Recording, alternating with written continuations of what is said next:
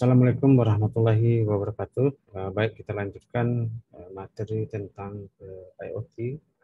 Yang kali ini kita akan membahas tentang sensor dan aktuator. Sudah masuk ke bagian detail ya, bagian teknis. Kalau sebelumnya kita membahas secara umum aplikasi, bagaimana penerapan, hal yang perlu diperhatikan, dan lain-lain. Supaya Anda paham apa itu IoT dan pengembangannya, termasuk aplikasi ke real world, dunia nyata. Sekarang kita akan membahas tentang komponen yang sering disampaikan dalam sebuah sistem IoT adalah sensor dan aktuator, di mana sensor bagian dari input dan aktuator dari outputnya, apa yang kita mau kontrol. Ini kita bicara dari perspektif hardware perangkat atas. Nanti ada perspektif softwarenya. Bagaimana kita memvisualisasi itu bagian dari output. Oke, secara umum sensor adalah sebuah device atau sebuah komponen yang menerima atau receive stimulus respon with an electrical signal. Karena sensor dia bekerja menggunakan tegangan listrik, ada respon dari listrik. Seperti kita. Kita punya sensor, ada mata, telinga, skin, bahkan kulit kita itu merespon ketika kita tersentuh. Contoh yang hangat, yang panas, yang dingin, itu ada respon, adalah input kita kan itu ya. Secara umum kita pakai seperti mata kita melihat sesuatu, mungkin kita mengendarai, kita akan merespon kan itu, memproses atau mendengar dan lain-lain. Di sensor bagaimana kalau di human mungkin ada tidak berbentuk electrical signal atau signal listrik kan gitu ya. Nah ini contoh sensor bagaimana ketika ini semi atau manual, sistem manual. Ketika orang itu melihat merespon airnya sudah mulai berkurang kan gitu ya. Terus dia akan membuka valve katup ini supaya airnya masuk kan gitu. Begitulah respon kan gitu ya, sensor seperti sistem tangki rumah, pompa air rumah kita. Ketika sensor mendeteksi air di tangki sudah berkurang, dia akan menghidupkan pompa kan gitu ya. Secara umum ya, kalau satu sistem atau sirkuit ketika sensor ini mendeteksi signal listrik, umumnya komputer menggunakan digital system.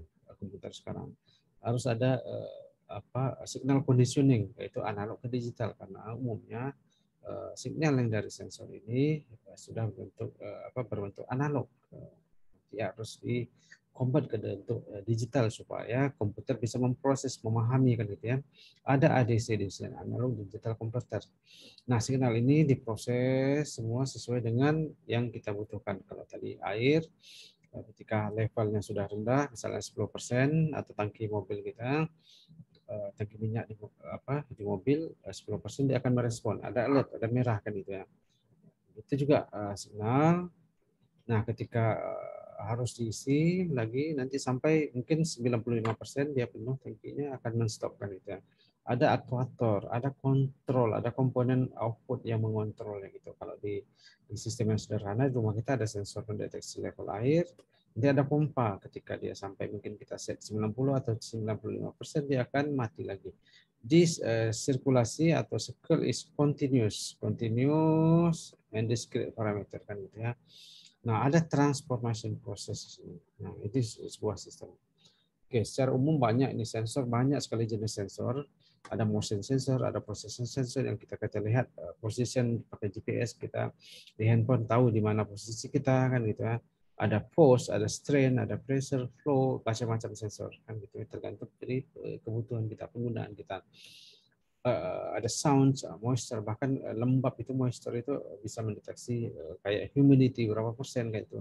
Ada light kayak lampu jalan kan gitu ya, radiation, temperature, chemical dan lain. Ini contoh-contoh sederhana seperti visual sensor, ultrasound sensor, infrared sensor yang sering kita gunakan di banyak aplikasi di keseharian yang kita lihat.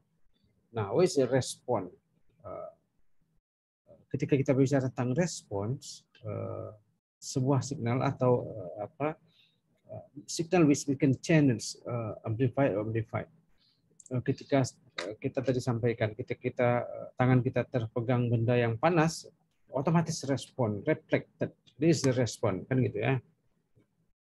Pintu masuk bisa berbentuk dalam bentuk tegangan, current atau charge kan gitu ya. Respon signal dari sensor tersebut memberikan respon kan refleks gitu ya. Nah, ini sensor PS energi kalau kita konversikan sensor atau dari energi konversi dari sensor ke energi kan gitu ya. Ada stimulus, ada input transducer kan gitu ya. Ini bagian dari sebuah sensor. Misal sensor temperatur di lingkungan, dia merespon bagaimana perubahan temperatur di lingkungan itu. Nah, ketika dia perubahan itu akan membentuk signal listrik. Contoh di sini responnya misal 25 derajat, dia akan memberikan signal 1 volt misalnya. Nanti ada naik lagi jadi 30 derajat, mungkin responnya jadi 2 volt. Atau turun 20 derajat, mungkin 0,5 volt. Jadi perubahan respon lingkungan ke bentuk signal listrik. Nah, nanti sistem karena hanya mengenal signal listrik akan mengamati gitu ya. Chemical sensor may have a part with convert energi. Kan. Bagaimana sensor mengkonversi menjadi energi listrik kan gitu ya. Itu contoh. Physical principle sensing, ada charge, banyak respon dari lingkungan yang bisa didetek dari sensor. Charge, field, potensial, kapasitansi, magnesium, induktansi, resistansi, banyak sekali kan gitu ya. Seperti kita lihat, kita ingin deteksi suhu di lingkungan, kita harus menggunakan temperature sensor kan gitu ya. Ingin mengamati kecepatan mobil, itu harus ada sensor tertentu kan gitu ya. Ini heat transfer, light, thermal, dan lain-lain. Ya. Ini contoh dari theoretical kapasitansi. Kapasitansi ini seperti kapasitor, dua buah plat ini, ya, masing-masing plat ada muatan positif dan muatan negatif. Q ini muatan kolom. Kalau kita lihat sini sebuah dua plat ini mempunyai seperti ini simbol kapasitor, ya, teoretikalnya. Ketika ini diberikan tegangan, dia akan menyimpan muatan. Nah, besarnya muatan kapasitas adalah kolom kapasitasi adalah muatan yang diserap dari plat ini berbanding tegangan yang diberikan dari sumber listrik, kan gitu ya. Atau epsilon 0 A ini luas penampang plat ini. Plat ini ada luas penampangnya dibagi D. D ini distance, gap antaranya ya. Jarak antara dua plat ini, distance. Atau bisa kita lihat juga C sama dengan karena ini berbentuk kapasitif, dia 2V epsilon 0 L kan gitu ya. L ini jarak ini ya. Ln B per E. B ini diameter yang di luar dibagi diameter yang di dalam. Ini kalau bentuk bulat itu lingkaran itu, kapasitasnya begitu.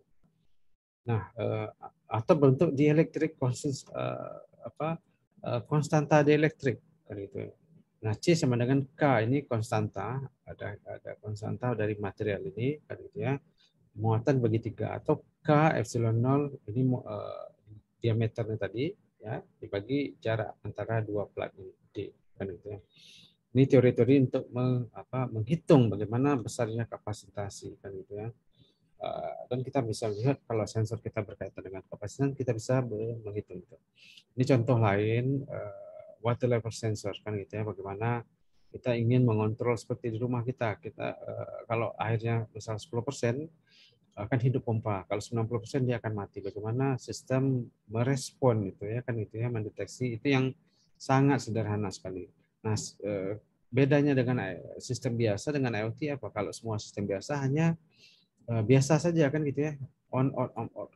Sementara IoT dia terkonek ke cloud, ada data yang diinputkan satu hari berapa kali hidup mati pompanya, berapa banyak kita estimasi misal satu hari 5 kali kan gitu ya. Artinya kalau tangki itu 1000 liter berarti 5000 liter pemakaian dalam satu rumah itu dalam satu hari.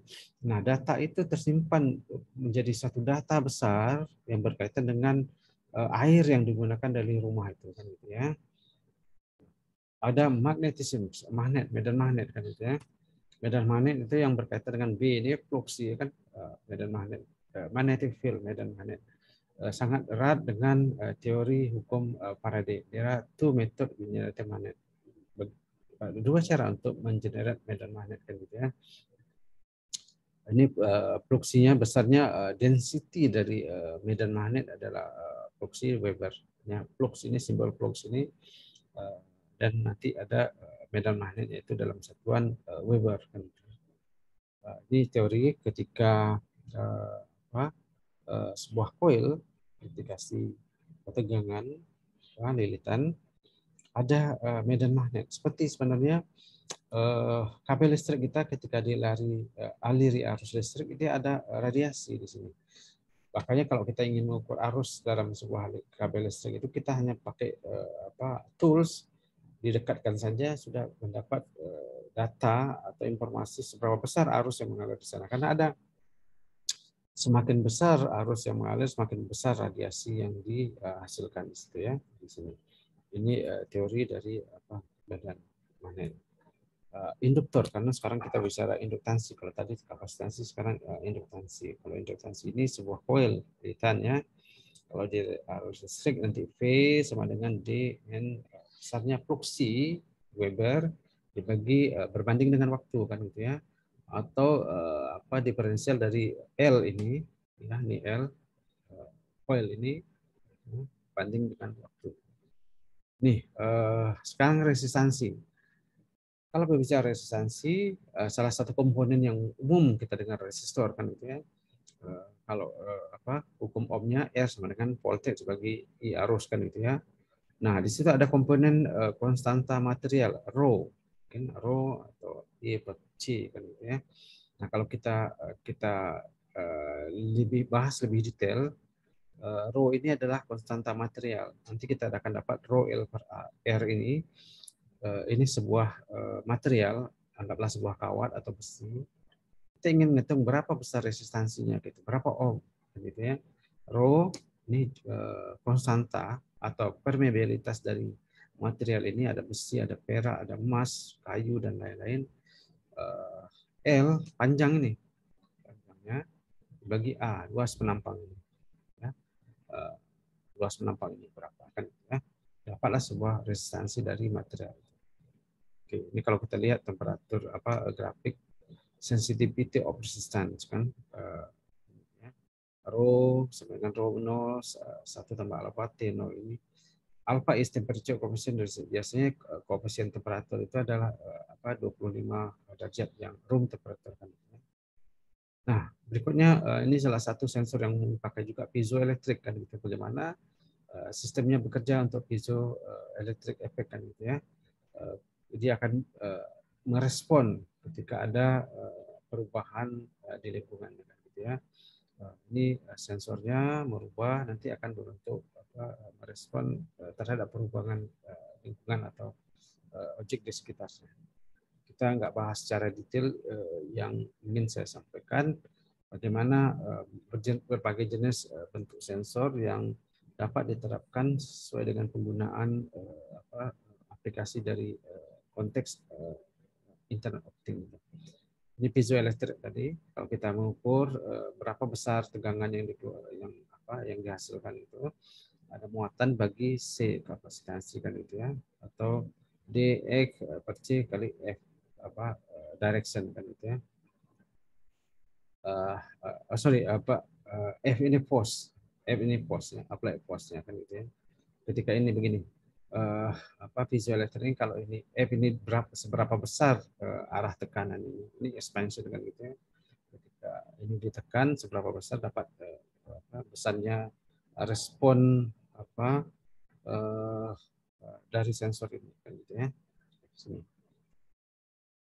Signal conditioning tadi saya disampaikan di awal, signal conditioning adalah mengkondisikan signal luar menjadi signal listrik. Contoh, kalau temperatur 25 diibaratkan menjadi 2 volt misalnya, naik 30 derajat menjadi 3 volt atau 20 derajat jadi 1 volt. Signal conditioning untuk supaya sistem lebih karena sistem hanya tahu sistem komputer signal listrik, electrical signal. filter for the expected frekuensi, subtract DC offset kan gitu. Amplitude of electric signal ketika signalnya lemah, pastikan itu dibesarkan. Seperti kita tarik kabel data menggunakan internet, biasanya 100 meter, lebih dari 100 meter signalnya sudah berkurang, atenuasi kan gitu ya. Kita harus amplify lagi, memasang booster lagi supaya signalnya kembali ke normal posisinya kan gitu ya. Analog to digital and digital to analog conversion ini sangat umum digunakan karena umumnya sensor yang merespon lingkungan itu dalam bentuk signal yang analog gitu ya. Sementara sistem umumnya yang sekarang sudah computerized hanya mengenal digital kan ya. Ini contoh analog to digital conversion, ada sampling, quantization, encoding kan gitu ya.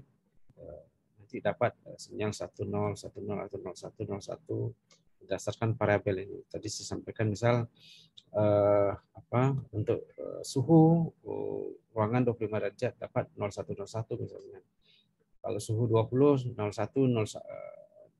misalnya kan itu. Ada representasi antara variabel analog signal ke digital signal. Nah, itu perlu nanti ada sampling, perlu di-quantize kan itu encode data. Feature of ADC, analog to digital converter, sampling rate kan itu, quantization, divide analysis to discrete level kan gitu ya, seperti ini tadi, discrete level gitu ya. Resolution, seberapa resolusi, misal gini, kita punya data suhu 20 sampai 30. Kalau kita ambil 20, 21, 22, 23 hanya 10 atau 11 data. Ini resolusinya. Kalau kita ingin lebih rapat lagi resolusi 20,5, 21, 21,5 dapat 20 data. Semakin rapat resolusi semakin bagus kan gitu ya. Tentunya conversion time-nya juga makin lama kan gitu ya. Ada pro kontra itu. Kita harus memikirkan ketika kita ingin mendapatkan data yang lebih akurat, lebih detail, tentunya resolusi harus tinggi kan gitu ya. Conversion methodnya bagaimana, sebuah metode yang kita gunakan. Successive approximation methods. Ini number of trial voltage, nanti ada kalibrasi setting juga berdasarkan resolusi atau sampling yang kita gunakan. Ini contoh sederhana. Analog signal 6,8 volt di encode menggunakan PCM dan signal 6 bit register. Dapat ini ya, 246 di sini ya. Ketika dia 1,8 di sini, 2,5 di sini. Nah, ini contoh analog ke digital ke komputer. Nah, ini resolusinya. Nah, ini tadi kan signal analog nih, FT ini, time kan gitu ya. Nanti Q ada resolution and volt. Bagaimana resolusinya, number interval tadi kan gitu ya.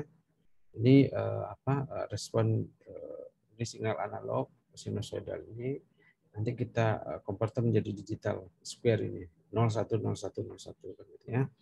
Signalnya misalnya dari 0 sampai 10 volt. Kita ingin menggunakan 12 bit, nanti dapat interval berapa kan gitu ya. Dapatlah nilainya 2,4 milivolt per quad. Per quad ini ada setiap perubahan quad itu artinya 2,44 milivolt kan gitu ya. Ini contoh lain yang nanti Anda bisa baca ya, karena waktu mungkin terbatas. Number quantization level, representation quantization error kan gitu ya. Oke, digital to analog conversion. Kalau tadi ADC, sekarang DAC, mengembalikan.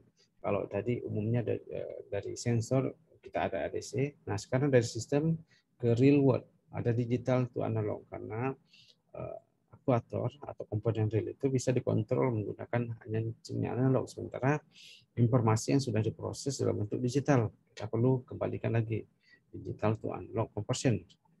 Convert digital value seperti umumnya, misal 1010 merepresentasikan berapa volt kan gitu ya, 111 merepresentasikan berapa volt kan gitu ya. Nah, ini referensi ketika EO atau outputnya ini, oke, tegangan output ini sama dengan E referensi, terus ini contoh B1, B2 dan seterusnya. Contoh ini contoh saja kan statusnya. Oke.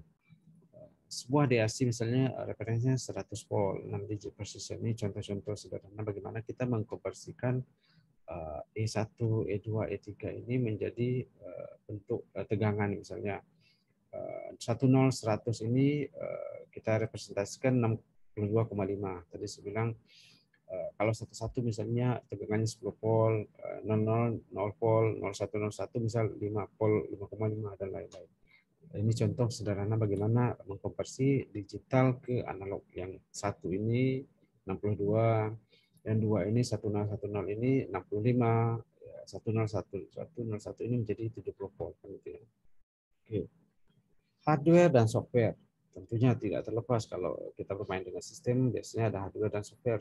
Ya, paling sederhana itu microcontroller, hardware based sensor, physical component built into a device, software based sensor kan itu ya. Kalau hardware ini dia dari data dari misal sensor hardware ini biasa kita letakkan sensor temperatur, tadi ada piezoelektrik kan itu ya, MEM mikro elektromagnetik sistem gitu ya, dan sensor lainnya. Kalau kita bicara software based sensor berdasarkan software not physical, ini tidak semua memang sensor itu harus hardware, ada juga sensor itu berbentuk software kan, they derive berdasarkan data. Misal contoh berapa banyak data yang ada satu hari ini, email, transaksi email di dunia. Itu kan ada sensor. Sensor itu bentuk software. Bagaimana software atau aplikasi bisa mendeteksi berapa banyak data chatting, data email kan itu dan lain-lain. Sensor list smartphone. Ini dalam smartphone kita beberapa contoh sensor yang paling umum adalah GPS, positioning sensor kan gitu ya. Gyroscope, accelerometer, bahkan ada termometer kan gitu ya, temperatur jam kita bisa, atau handphone kita mendeteksi berapa temperatur, humidity, barometer dan lain. Gravity ini contoh yang software based dan hardware based. Contoh sederhana sensor berbasiskan software dan hardware. Anda bisa lihat di sini. Oke. Motion and orientation, most of the sensor of the use coordinate system. Ini seperti kita ada XYZ ini ya. Ketika handphone kita diposisikan XYZ bisa aksis untuk horizontal, vertikal, akses point kan gitu ya. 3 dimensi ya, 3 dimensi. Ini contoh yang motion. Ketika kita bergerak misalnya motion kan kita berjalan kan gitu ya. Ada motion sensor. Berjalan, maraton, lari itu berbeda. Dia bisa men-sense. Ada sensor di handphone kita. Bahkan yang smartphone sekarang kita berjalan, dia mengukur berapa langkah, berapa banyak energi yang kita keluarkan tadi berdasarkan motion dan orientation tadi.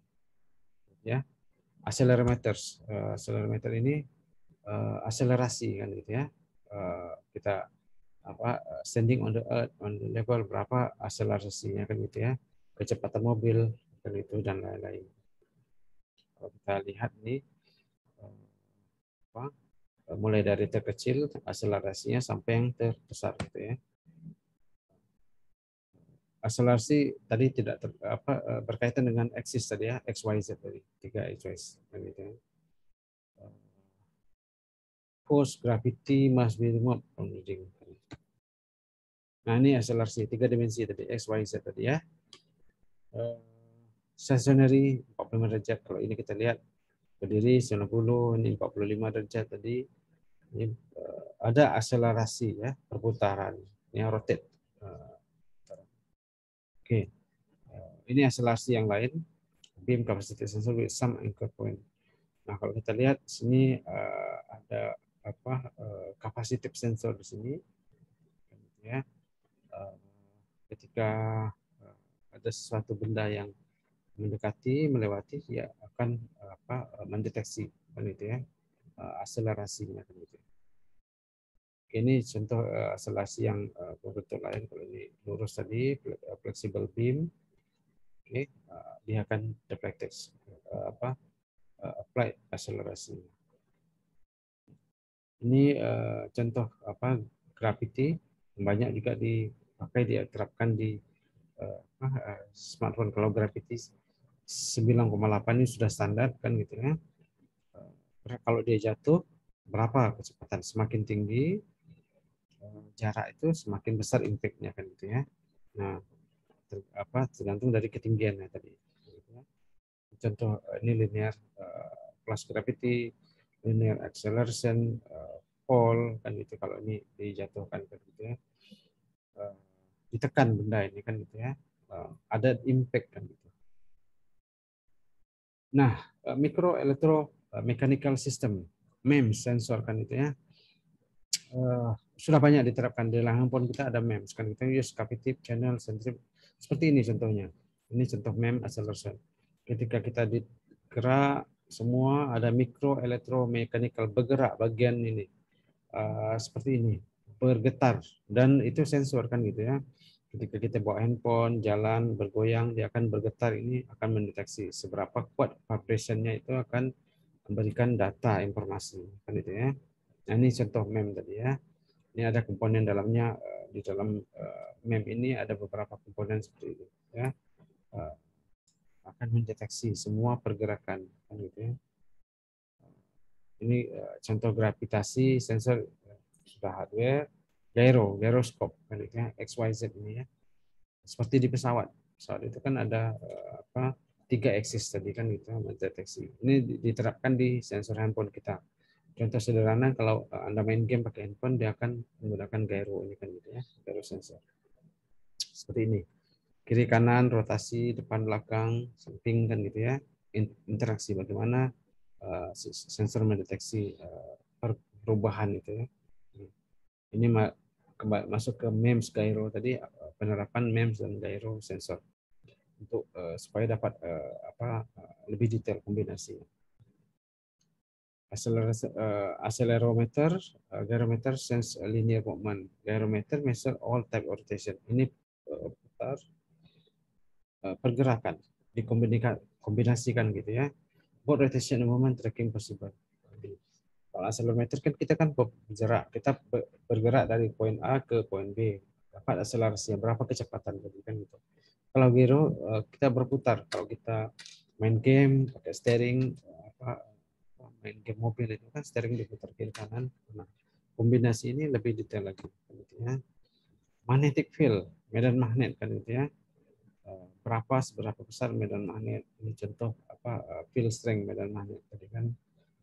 Dalam satuan Tesla kita ingin mendeteksi seberapa radiasi medan magnet yang ada dari sebuah sistem, misalnya dari handphone, bahkan perangkat kita di rumah, tuh rice cooker, kulkas itu ada medan magnet kan gitu. Karena kalau kita bicara dengan energi listrik selalu ada medan magnet. Kompas ini sudah umum kita gunakan ya. Kompas berdasarkan magnet bumi, medan magnet sebagai medan magnet bumi sebagai referensi untuk kompas utara selatan kan. Karena bumi kita ada medan magnet juga. Makanya kita ada gravitasi bumi itu. Ya. Oke, ini medan magnet. Ini contoh MEMS pada kompas kan gitu ya. Tadi accelerometer ke gyro. Sekarang kita MEMS pada kompas. Terakhir kita bicara tentang aktuator sederhana. Aktuator adalah komponen output. Hardware juga, hardware device to convert controllers command signal into change physical, untuk mengkonversi signal elektronik atau digital yang dihasilkan dari sistem seperti tadi. On kan kalau lampu jalan sudah gelap, on kan lampu. Nah, signal on kan itu satu-satu kan itu. Satu-satu dia akan meng-on-kan. Kalau sudah pagi, sudah terang, kalau siang matikan lampu 000. Nah, instruksi 00 itu 0000 4 digit misalnya, digital itu instruksinya 0 volt sehingga mati lampu. Itu contoh aktuator, intinya komponen output kan itu.